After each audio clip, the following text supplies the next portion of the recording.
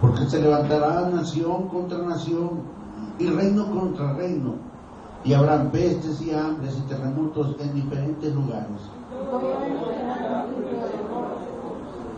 Entonces os entregarán a tribulación y os matarán y seréis aborrecidos de toda la gente por causa de mi nombre.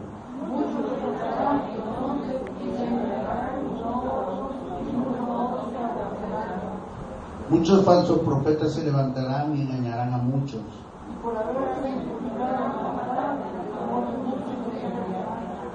Mas el que persevere hasta el fin, este será salvo.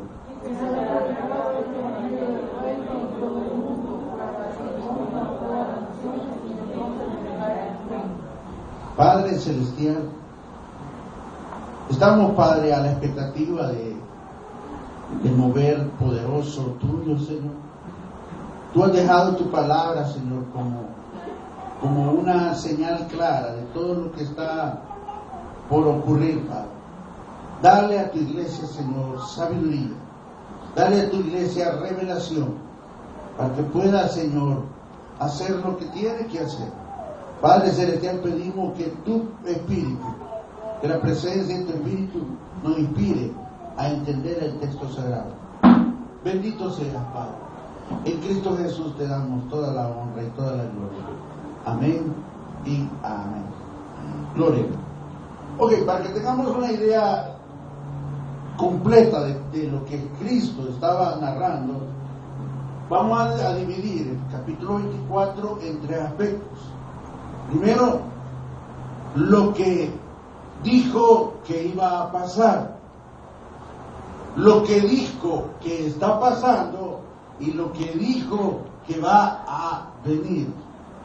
Lo que pasó, lo que está pasando y lo que va a venir. En ese aspecto, en ese nivel vamos a entender la profecía. Cuando Jesús da este sermón en el Monte de los Olivos, está presentando un esquema escatológico tremendo. Está hablando del trato con Israel, está hablando del trato con las naciones y está hablando del fin del mundo. Pero el concepto del fin del mundo no es como el concepto que nosotros tenemos de humanos. Cuando habla del fin del mundo, está hablando del fin del sistema actual. Está hablando del fin del sistema de gobierno humano, del sistema que estamos ahorita viendo, para dar inicio a un nuevo sistema, un nuevo siglo, lo que se conoce como el establecimiento del reino de Dios. En ese proceso de transición, lo que le llamaríamos un proceso coyuntural, hay cambios a todo nivel. Hay cambios en la sociedad, hay cambios en la naturaleza, hay cambios en el sistema. Y la iglesia tiene que ir acorde a ese mover. Ahora, veamos primero qué es lo que ocurrió o qué es lo que pasó. En primer lugar, Jesús señala como punto de partida en su esquema escatológico la destrucción del templo. ¿Qué significaría la destrucción del templo? La destrucción del sistema religioso que en ese momento estaba ocurriendo. Era el final del sistema religioso. El orgullo de los judíos era el templo, ya les explicamos que era algo majestuoso. Y Jesús en el versículo 2 da una profecía que ya se cumplió. Ahora, esto a los judíos los asustó y los entristeció. En ese entonces, tanto los judíos que estaban del sistema religioso, como los judíos que seguían a Jesús, que eran los discípulos, estos dos grupos amaban el templo y estaban esperando de alguna manera el cumplimiento de las promesas y de las profecías. Cuando los discípulos oyeron que el templo, el centro de la vida religiosa de Israel, iba a ser destruido, a ellos los asustó. Y se relacionaron con las profecías. Por eso se acercan y le dicen a Jesús en el versículo 3 y le hacen 3 preguntas. Estando él sentado en el monte de los olivos, los discípulos se acercaron aparte diciendo: dinos, ¿cuándo serán estas cosas? ¿Cuáles cosas? Las que le dijo Jesús en el versículo 2, que no va a quedar piedra sobre piedra.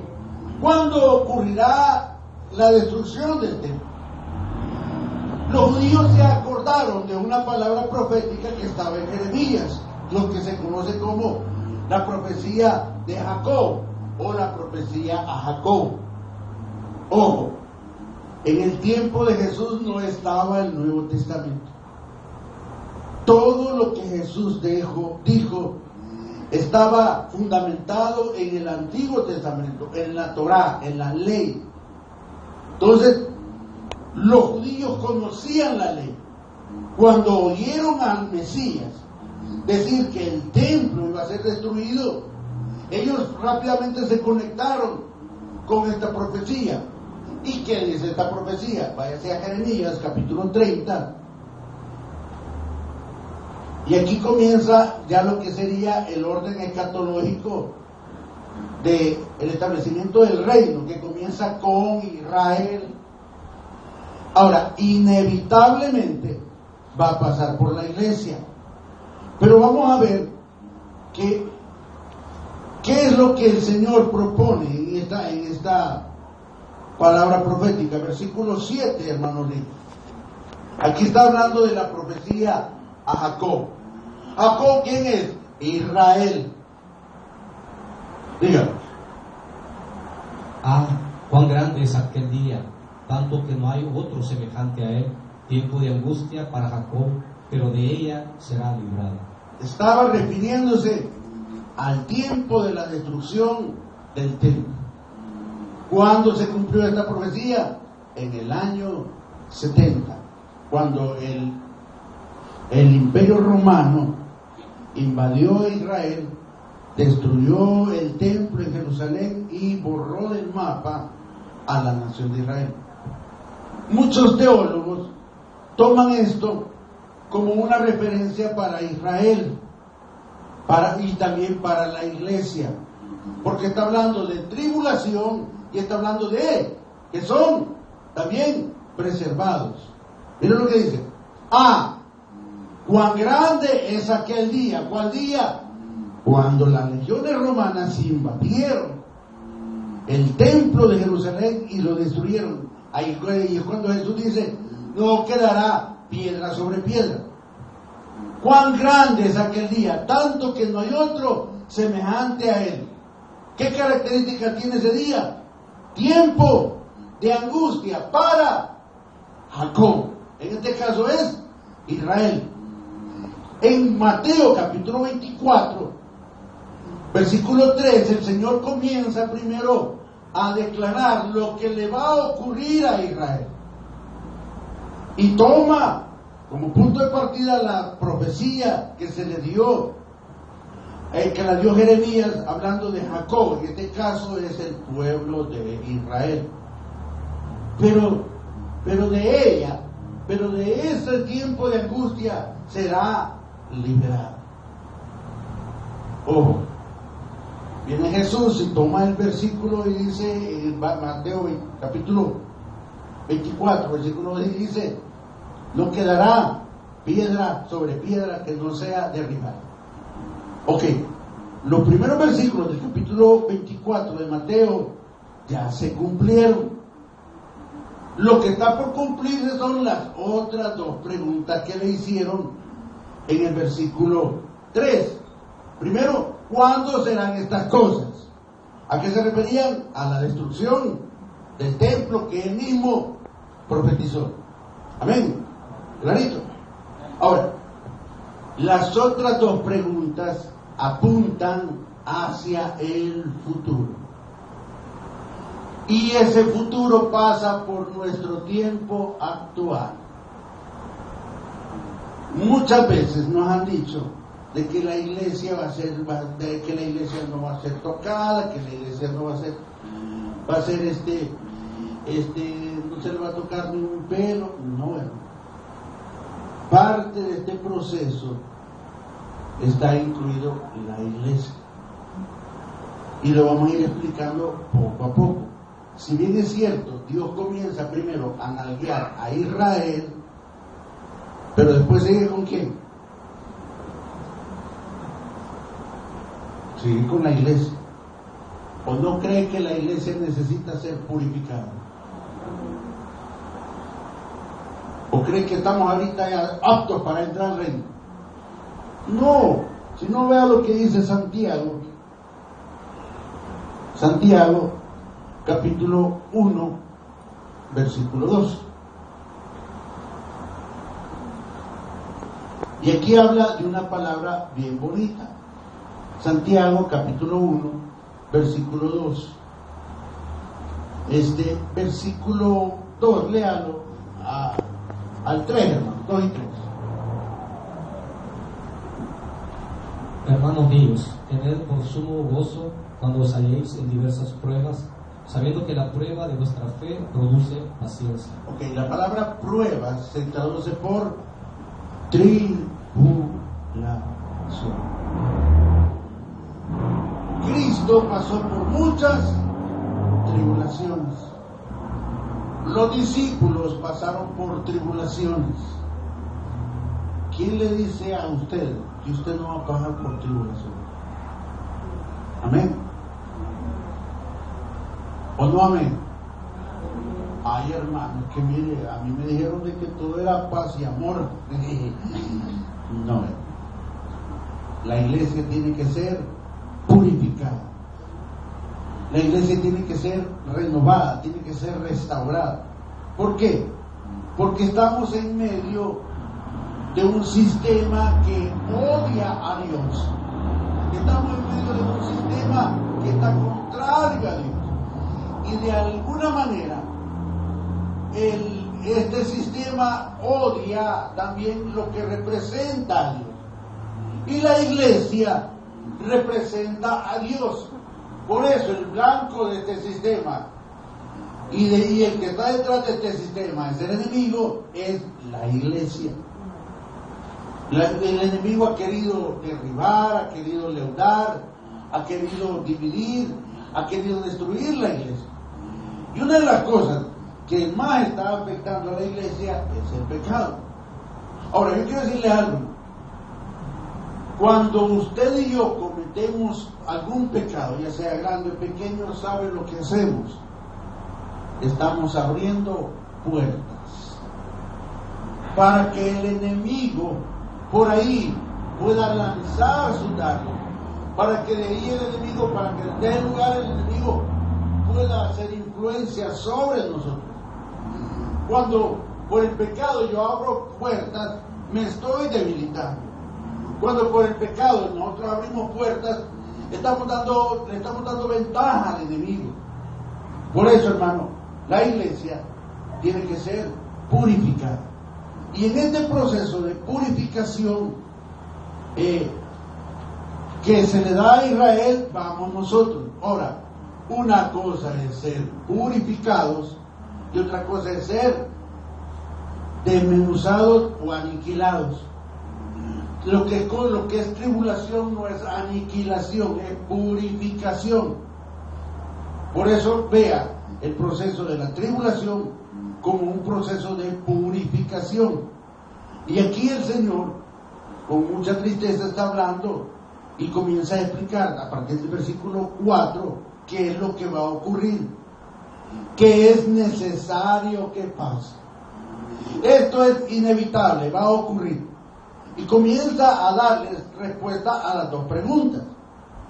Las primeras preguntas que el Señor responde, ¿cuáles serán? Dice, ¿y qué señal habrá de tu venida? Y comienza Dios a explicarles cuáles serán las señales de su venida. Y si usted es curioso, y se lo voy a dar ahorita para que lo pueda señalar, desde el versículo 4 hasta el versículo 14, una de las palabras que más predomina en esta porción es la palabra muchos, para que tomen en cuenta. Versículo 5, porque vendrán, lean la Biblia, hermano, ¿todos la tienen abierto? Va, ok, versículo 5, porque vendrán muchos en mi nombre, amén, y ahí mismo dice, diciendo, yo soy el Cristo, y a muchos engañarán. Versículo 10, muchos tropezarán. Versículo 11, y muchos falsos profetas se levantarán y engañarán a muchos. Versículo 12, y por haberse multiplicado la maldad, el amor de muchos se enfriará. Si usted ve la constante, que con dolor el Señor lo dice, es muchos. Ahora, cuando está hablando de los muchos, no está hablando del mundo, está hablando de aquellos que conocen a Dios, que aman a Dios, pero que por la presión, que por la tribulación, que por diferentes circunstancias, muchos son engañados, muchos se apartan, muchos se desaniman. Y esto es algo bien tremendo, hermano. Muchos son más los que se van que los que se quedan. Son más los que van a perseverar que los que se van a echar para atrás. Y de acuerdo, hermano, a lo que dice el versículo 8, el Señor señala un tiempo. De todo lo que está aconteciendo, el Señor llama a este tiempo, ¿cómo lo llama? Y todo esto será principio de dolores. Es un tiempo de dolor, es un tiempo de tribulación, es un tiempo de purificación. ¿Por qué? Porque el Señor quiere probar y ver lo que hay en nuestro corazón. Y una de las cosas que Dios quiere quitar de nosotros es la ingenuidad. ¿Por qué? ¿Por qué, hermano? Miren lo que es el versículo 4. Respondiendo a Jesús les dijo, mirad que dice, que nadie os engañe. No está hablando con los judíos religiosos, no está hablando con el mundo. ¿Con quién está hablando? Con los discípulos. Y el consejo que Dios le da, mirad que nadie os engañe. Ya hicimos referencia y ampliamos mucho este concepto de que nadie nos engañe. Solo quiero reiterarle algo. Mientras usted esté cerca de Dios, mientras usted viva por la palabra, mientras usted crezca por la palabra, mientras usted se alimente de la palabra, difícilmente lo pueden engañar. Pero si usted no hace nada de lo que he mencionado, usted y yo somos un buen candidato para ser engañados. Y el engaño nunca se presenta como engaño. El engaño se presenta como una verdad. Es increíble la cantidad de gente que fue engañada por un solo hombre, José Luis Miranda. Y a esa gente, aunque usted le dé un garrotazo, no cae. Mire, este hombre tenía, porque dicen que murió, tanta influencia sobre su gente, que lo oía y que lo veía por los medios electrónicos, que logró, aunque eso pues es una cuestión muy infantil, que uno lo quiera relacionar con eso, pero es una clara referencia a la rebeldía y a la naturaleza que había en el corazón de ellos de apartarse de Dios. Logró que mucha gente, por no decir todos los que le seguían, se tatuaran el 666. Ahora, ¿qué poder de convencimiento? ¿Qué cosa les dijo? ¿Qué poder diabólico había para que ellos fueran convencidos y se tatuaran? Totalmente contrario a lo que dice la Biblia, porque ese es el número de bestia. Y él hace un malabar de la Biblia y lo cambia. Mi hermano, José Luis Miranda es uno de muchos que hoy en día están engañados. Y por falta de conocimiento bíblico, por falta de una vida de devoción, por falta de una vida de perseverancia y por falta de una íntegra entrega a Dios, son engañados. Ahora, póngase a pensar, ¿quién dice que usted no puede ser engañado? No, hermano, a mí no me van a engañar. Ojo, desde el momento que usted dice eso, ya está a punto de ser engañado. ¿Sabe por qué? Porque el engaño comienza, ¿sabe cómo comienza el engaño? Dándonos la razón. Yo quiero convencer a alguien, le voy a dar la razón en todo, ¿sí o no?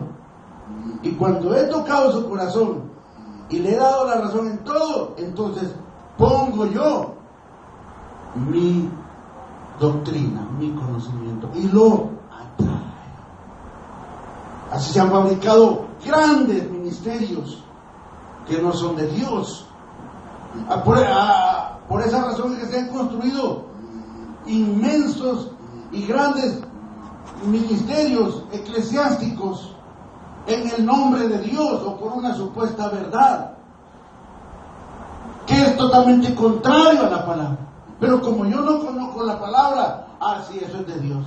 Hermano, no todo lo que usted ve que habla de Dios es de Dios. Ojo, no todo lo que usted ve es de Dios. Nosotros pensamos que donde hay un montón de gente, eso es de Dios. Donde vemos de que algo pues está creciendo, eso es de Dios. No, hermano. Si eso fuera cierto, hermano, Jesucristo fracasó. ¿De cuánto fue la iglesia de Jesús? 12 miembros. Y no pasó de ahí. Porque los 5,000 que lo seguían, cuando dejó de darles de comer, ¿qué hicieron? Le dieron la espalda. 70 discípulos tenía. Cuando Jesús comenzó a decirles el precio que tenían que pagar por seguirle, le aplicamos el Juan 6:6, ¿verdad? ¿O no lo pueden de memoria? Juan 6:6. Vea que dice Juan 6:6. Juan 6:6, o sea, y entonces lo puede decir a cualquiera. Hermano, no vaya a caer en Juan 6:6. Amén. ¿Quiénes son de los 666? ¿Qué dice Juan 6:6:6? Léanlo. Capítulo 6, versículo 76.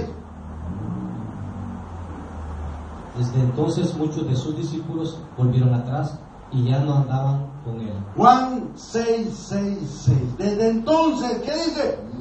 Muchos. Mire, hermano, cuando usted conoce la verdad, van a ocurrir dos cosas.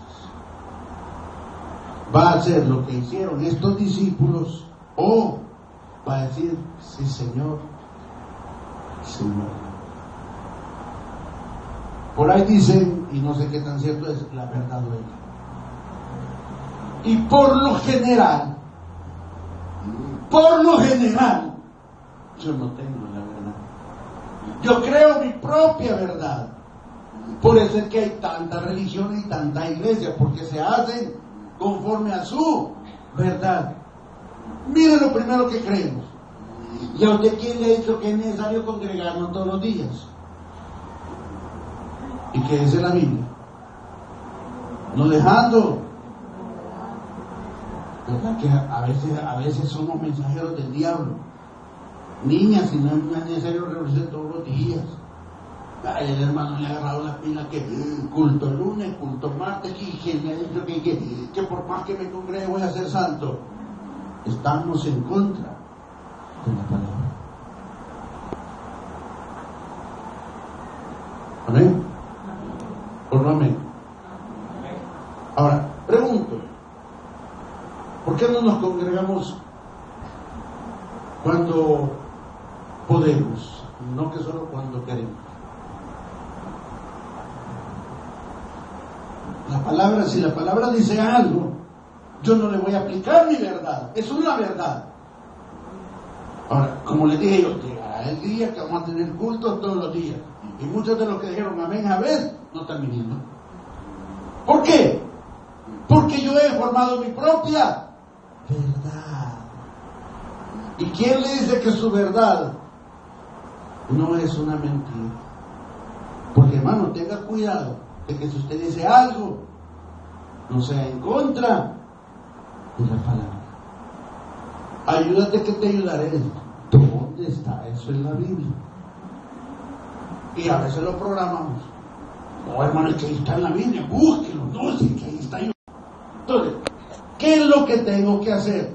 Ojo, este proceso de tribulación, ¿sabe qué es? Es un filtro para que la verdadera iglesia, los verdaderos discípulos se mantengan en pie. No es que a Dios le dio la gana meternos en problemas, no. Y el filtro o el colador. Ahora, usted sabe qué es un colador, ¿verdad? ¿Para que sí? El colador no tiene hoyos grandes, ¿verdad? Tiene hoyos, y entre más chiquito es, más fino. Por ejemplo, el colador para colar arena. Si yo quiero arena fina, tengo que buscar un colador bien pequeñito, para que los granitos, las piedras y cualquier otra cosa que no es lo que yo quiero que quede, se retenga. La tribulación, lo que está viviendo ahorita, porque hermano, ahorita estamos en el versículo 8, estamos en principios de dolores. Ahora, ¿y cuáles son los principios de dolores? Ahorita se lo explico. Los principios de dolores son los que se narran en el versículo 6 y versículo 7. Esos son principios de dolores. ¿Qué dice el versículo 6, hermano Ríos? 6 y 7. Y oiréis de guerras y rumores de guerra. Mirad que no os turbéis, porque es necesario que todo esto acontezca, pero aún no es el fin. Porque se levantará nación contra nación y reino contra reino, y habrá pestes y hambres y terremotos en diferentes lugares. Gloria. ¿Cómo se llama eso según el versículo 8? Principio de dolores. Ay, hermano, pero eso ya pasó. No, hermano, eso está pasando. Israel estuvo en tribulación, Israel está en tribulación, y Israel va a entrar. Y ahora, ¿por qué, hermano? Porque son necios. No hay pueblo más burro que Israel. Tanto así que ahorita, hoy por hoy, no reconocen a Jesús como el Mesías. No lo reconocen como Mesías. ¿Por qué? Porque ellos todavía están esperando al Mesías. ¿Y a quién creen que van a abrazar estos? Al anticristo. Si usted ya leyó el Apocalipsis, aparecen 4 jinetes, ¿verdad? El primero, ¿cuál es? Uno que viene cabalgando en un caballo. Lean la Biblia, hermanos. En un caballo blanco. Y muchos creen que es el Jesucristo. Pero no, el primer jinete del Apocalipsis que viene en un caballo blanco es el anticristo.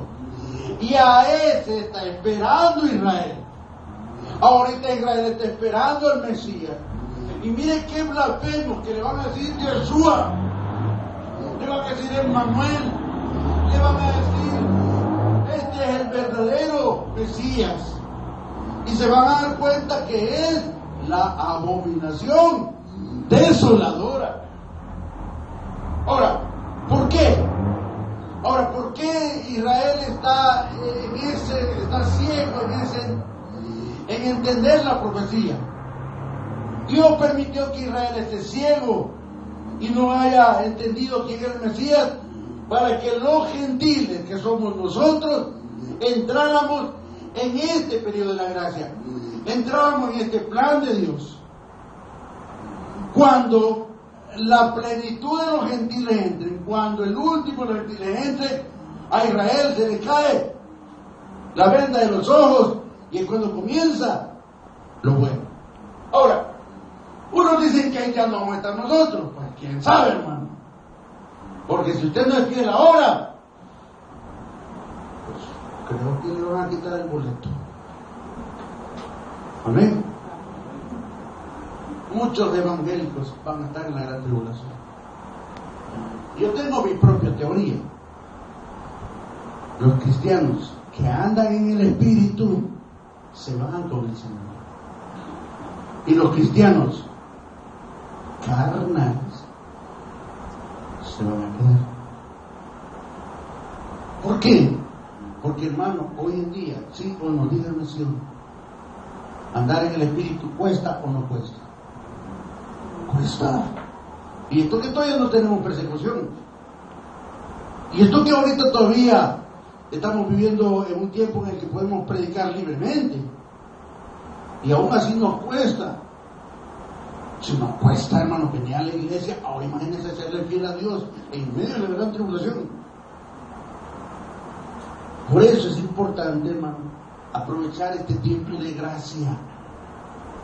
No lo desperdicien, hermano. ¿Por qué? Para que tengan una idea, dice. Y oiréis de guerras y rumores de guerras. Mirad que no os turbéis. Ahora, yo no entiendo por qué dice el Señor esto, pero si está ahí, por algo. Porque es necesario que todo esto acontezca. Es necesario que la iglesia pase por diferentes tribulaciones, como lo leímos en Santiago. Es necesario que la iglesia sea purificada. Y hermano, muchas veces Dios va a tener que ocupar instrumentos externos, va a ocupar situaciones del mundo para llamar a su iglesia, va a ocupar situaciones difíciles para llamar a su iglesia. Y nos dice, oiréis de guerras y rumores de guerras. Y hermano, yo creo que este versículo se quedó ya muy atrás, porque hoy ya no lo estamos oyendo, sino que lo estamos viviendo. Y lo vemos a todo nivel, hermano, y es tan peligroso que lo más sabio que podemos hacer es no decir amén. Estamos en una situación en la cual lo mejor que usted tiene que hacer es callar y doblar rodillas y agarrarse más del Señor. La gran tribulación tiene como propósito que usted y yo estemos. Esto, hermano, es la garantía para que usted pueda sobrevivir y superar cualquier circunstancia. El que estemos, el que vivamos y caminemos en su presencia. Cuando estamos en la presencia de Dios, hermano, se va todo temor. Cuando estamos en la presencia de Dios, somos fuertes. Cuando estamos en la presencia del Señor, se aclaran todas las dudas. Lamentablemente esto no es para muchos, porque el versículo 5 comienza el Señor a hablar de que muchos vendrán en mi nombre diciendo que yo soy el Cristo, y a muchos engañarán. Ojalá no seamos de esos. Amén. Porque, hermano, los que están en el mundo ya no necesitan ser engañados, ya están engañados. Los que están en la religión no necesitan ser engañados, ya están engañados. Aquí nací y aquí voy a morir. Oiga, hermano, eso es ya ponerse un candado. ¿A quiénes van a engañar? A los que están en la verdad. Tenga cuidado que su verdad no se convierta en una mentira. Si tiene la verdad, que es Jesucristo y que está en su palabra, reténgala, viva por él. ¿Usted cree que con irnos a la casa no va a llegar el diablo? Con todo y los tiliches nos van a sacar de la casa del diablo. De Él no nos podemos esconder. Dice el versículo 6, porque es necesario que todo esto acontezca, pero aún no es el fin. Porque se levantará nación contra nación y reino contra reino, y habrá pestes y hambres y terremotos en diferentes lugares. Todo esto ya se cumplió. Pero el Señor dice, y todo esto, lo que he mencionado, será principio de dolores. Nuestra generación está marcada por esta palabra. Estamos en la generación que se llama principios de dolores. Ahora, cuando dice principio de dolores, significa que se va a poner más bueno. ¿Amén? Esto se va a poner bueno. Y miren que es el versículo 9. Entonces os entregarán. Y aquí comienza la primera palabra. Ahora, ¿a quién entregarán? A los que son fieles a Dios, a los que no han negado la fe.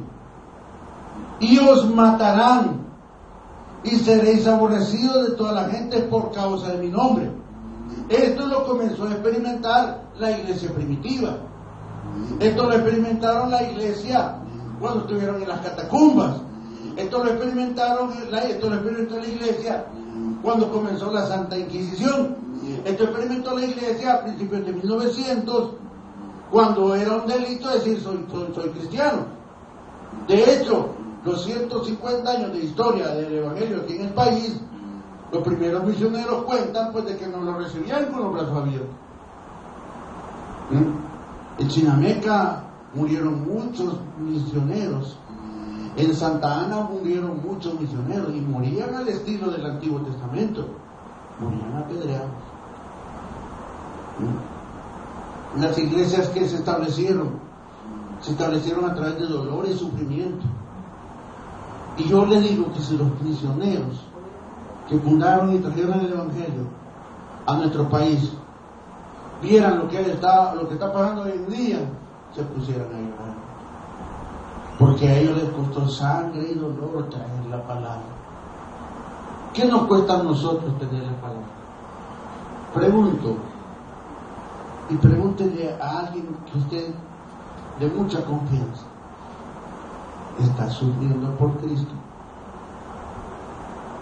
Pregúntele que tenga por su vida, está sufriendo por Cristo. ¿Y qué es eso, hermano? Si poquito nos tocan, ya me tocó. Tantito me hacen una mirada, hermano, no estamos sufriendo por Cristo, ni queremos sufrir por Cristo. Hermano, qué calor, ponga más ventiladores, ponga un aire acondicionado, qué calor, hermano, está sufriendo por Cristo. Hermano, mire, primero mi pancita, después la iglesia, es que voy a ir a comer, después vengo al culto. Estoy sufriendo por Cristo. Mi hermano, creo que tengo temperaturita. Ya me tomé una aspirinita y voy a esperar a que se me quite para llegar a la iglesita. Está sufriendo por Cristo. La iglesia verdadera, todos los tiempos, pagó un precio. ¿Cuál es nuestra tribulación? Se fue el cable. Esa es nuestra tribulación. ¿Cuál es nuestra tribulación? Se le quebró una uña. ¿Cuál es nuestra tribulación, hermano? Estamos en una etapa en la que Dios nos va a llamar fuertemente la atención, porque no estamos sufriendo, ni estamos dispuestos a sufrir cosas. Yo quiero mi evangelio. Yo quiero un evangelio donde Dios me guarde de todo. sobre la gran tribulación. No, solo para asustarnos. Miren lo que dice el verso 21. Porque habrá entonces gran tribulación, pues no la ha habido desde el principio del mundo hasta ahora, ni la habrá. ¿Cómo se llama? ¿Cómo la llaman? Gran. En el versículo 9 dice tribulación. En el versículo 21 llama. Entonces, ¿cuál es la razón? Ay, hermano, es que la iglesia no va a estar ahí. Pues mire, hermano, quizás para que entendamos y amemos a Dios. Porque si no entendemos en la tribulación, ¿qué nos mete? Nos mete la segunda, ¿verdad? Que es la gran tribulación. Mire, si no entendemos con la primera, que es principio de dolores, ok, meterle la segunda, pues, versículo 9, que es tribulación. Y si todavía este arroz está duro, pues metámosle la tercera, que es el versículo 21, que es, hermano, no espere que llegue, no espere que llegue la gran tribulación. Ahorita estamos en principio de la verdad. Si seguimos de necios, nos van a meter tribulación. ¿Y qué es la tribulación? Van a hablar de usted y que el cristiano va a creer. Miren, no hay cosa más terrible que nos digan, y es cristiano, ¿verdad? ¿Sabe por qué, hermano? Porque usted está supuesto a no decir malas palabras. Amén. Y las decimos. Usted está supuesto a no responder. Y sí, responder. Usted está supuesto a callar cuando le dicen algo, pero no nos quedamos callados. Usted está supuesto a perder sus derechos, pero estamos reclamando nuestros derechos. O sea, hacemos todo lo contrario a lo que dice la palabra. Dios no quiere, en su corazón no quiere que lleguemos al verso 21. Él quiere que nos quedemos en el versículo 8. Pero como nos cuesta. Entonces, vamos, que no entendiste con los rumores, con las pestes, con las aguantadas de hambre, no aprendiste con los terremotos, no me sos fiel. Porque, hermanos, si después de todo lo que nos ha pasado no somos fieles, ¿qué va a pasar? ¿Qué va a pasar? Si con todo lo que nos ha pasado, con todos los palos que nos han dado, no somos fieles, hermanos, ¿qué está esperando? Tribulación. Porque, mi hermano, no es lo mismo que le digan, el hermano tiene cáncer, a que le diga, usted tiene cáncer. Porque nos asusta. Ay, oremos por el hermano rico, tiene cáncer. No, oremos por usted también. ¿Entiende? Dios no desea, así como usted como padre no desea sopapear a sus hijos, Dios no desea sopapearnos o garrotearnos. Pero nosotros lo pedimos a Cristo. Señor, déjame, Padre. Señor, hazme entender. Señor, arrástrame. Señor, te amo, pero pégame porque soy un poquito lento para entender. Todavía gobierno yo. Hermano, no abra puertas. No le abra puertas al enemigo. Dice, y os matarán y seréis aborrecidos de todas las gentes por causa de mi nombre. Estamos dispuestos a sufrir. Si usted dice sí, amén. Si no dice no, pues también amén. Porque Dios va a tratar con todos en forma personal. ¿Saben? Así como la salvación es personal, el trato de Dios con usted y conmigo también es personal. Señor, ¿y por qué solo a mí? Porque no entendés. Y aquel que es un gran pecador, pero con 3 patadas ya entendió. Y a nosotros nos pegan y todavía estamos de duro. Pues. Mira, hay gente que solo viene a Cristo cuando tiene un problema. Pero cuando Dios comienza a prosperarlo, hermano, voy a llegar. Y todavía lo estoy esperando. Por eso que a veces Dios no nos prospera. Miren, ¿por qué tenemos enfermedades de años? Porque no entendemos. Cuando entendamos el proceso de Dios, hermano, vamos a evitar o no vamos a caer en el versículo 10. ¿Qué dice el versículo 10? Muchos, ¿qué dice? Muchos tropezarán. Aleluya, qué terrible.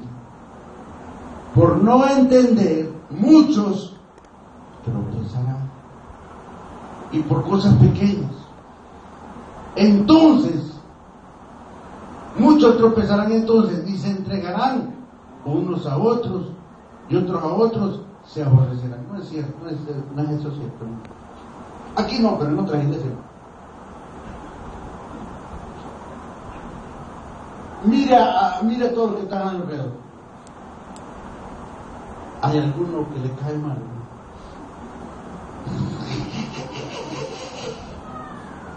Mi hermano, la iglesia sería más chula si no tuviera ese, si no tuviera esa. Si usted puede ver a todos los lugares, decir, no, hermano, yo, por mí no, yo no tengo problemas con nada. ¿Por qué no sirve? No, hermano, yo no tengo problemas con nadie. ¿Por qué no diezma? Vuestros hechos os acusan, amados. Cuando nuestros problemas internos son resueltos, usted va a tener paz con todos. Y uno de los problemas más grandes que llevamos a cuestas en las iglesias es el problema de la obediencia.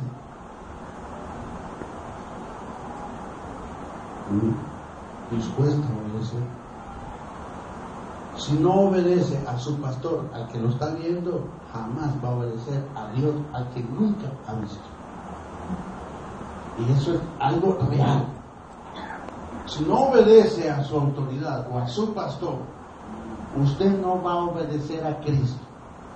Ay, hermano, es que yo lo siento.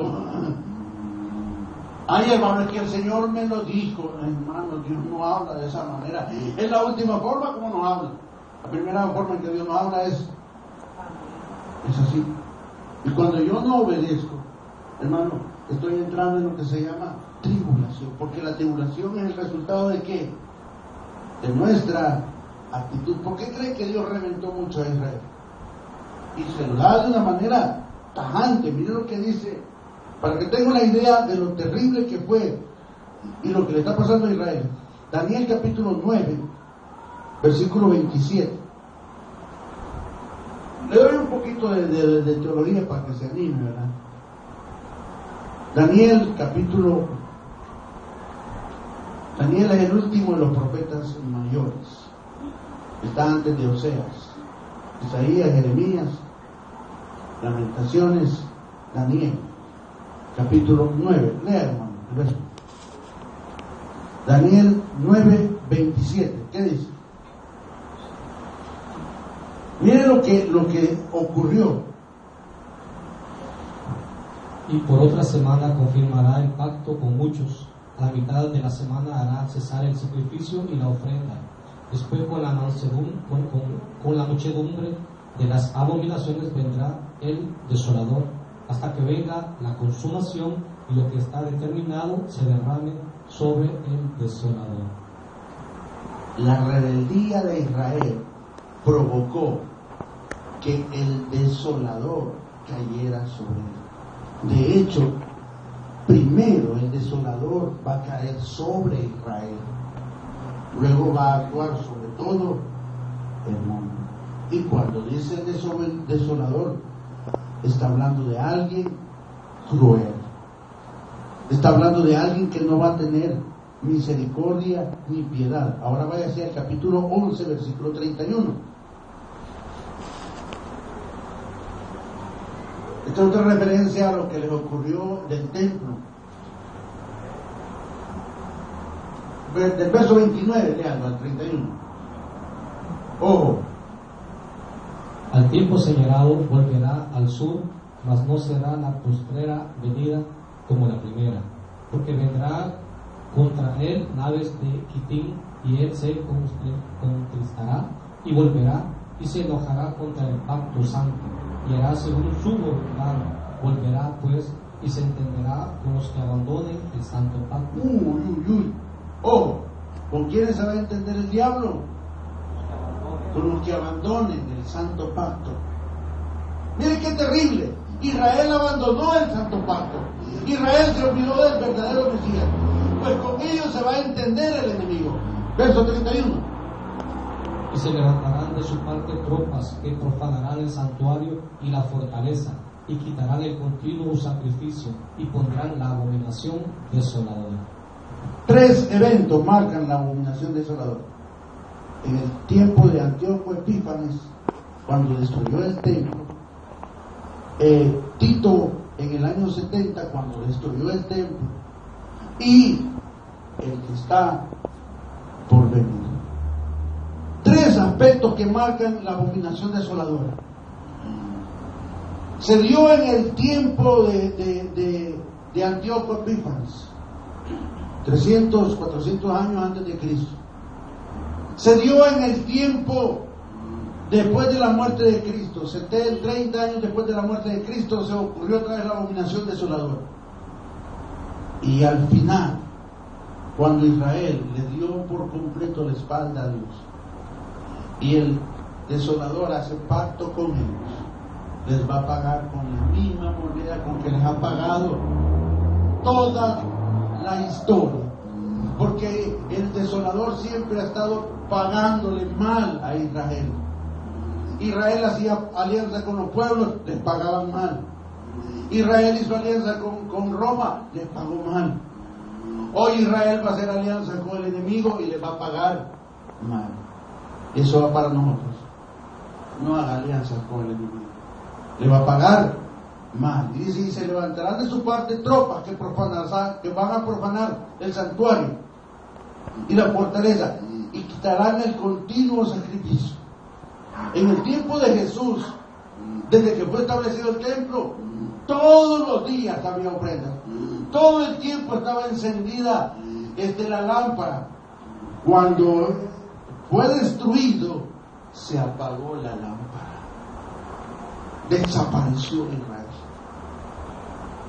Y esto va a ocurrir por tercera vez, cuando el anticristo, que aquí lo llama el desolador o la abominación desoladora, se siente nuevamente en el templo. Porque en tiempos angustiosos se va a construir el templo. Ya hay proyectos muy fuertes para que se construya el templo. Hay acercamientos muy claros en el cual el Papa está teniendo alianzas con Israel y con los palestinos y con las iglesias ortodoxas griegas, y se han reunido. Fue una reunión histórica donde estaban los 3 reunidos.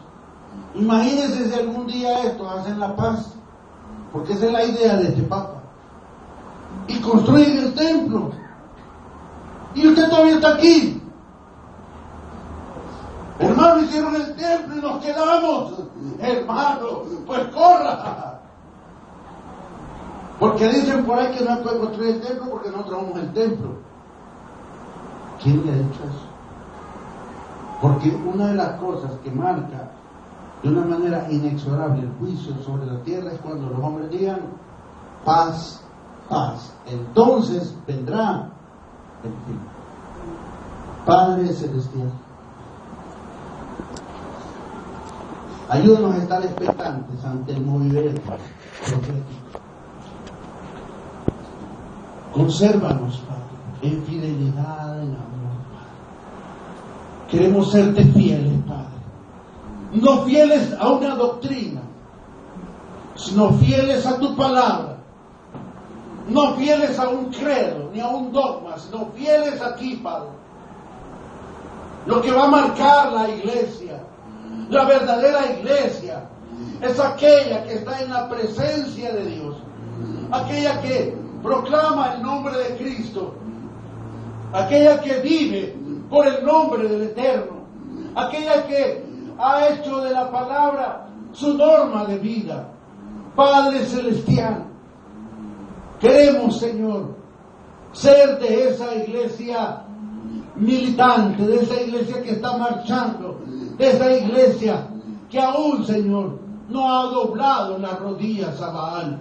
Queremos ser, Padre, de ese pueblo que se mantiene firme, que te es fiel, Padre.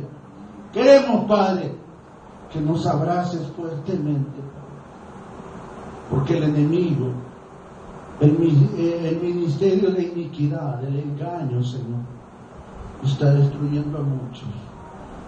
Incluso se ha llevado a muchos seres que amamos. Ha tocado a toda la sociedad, Padre. La gente está divirtiéndose en todo. Nadie espera tu venida, Señor. Pero nosotros, Padre, queremos esperar tu venida, amar tu venida. Padre, las luces del mundo no nos atraen, nos atraes tú, Padre.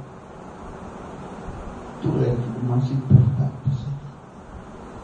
Padre, estamos en principio de dolores.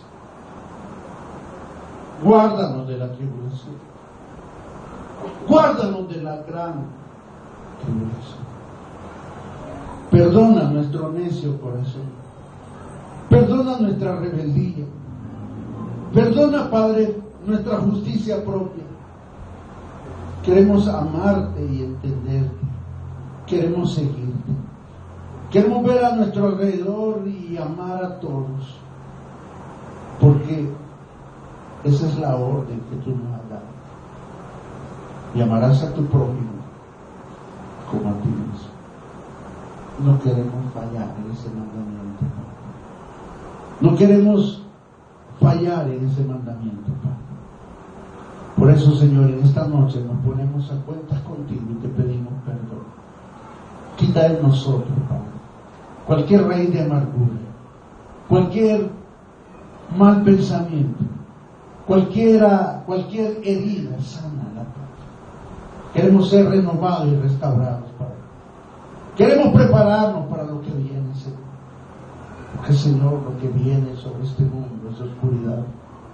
Lo que viene sobre este mundo es el desolador.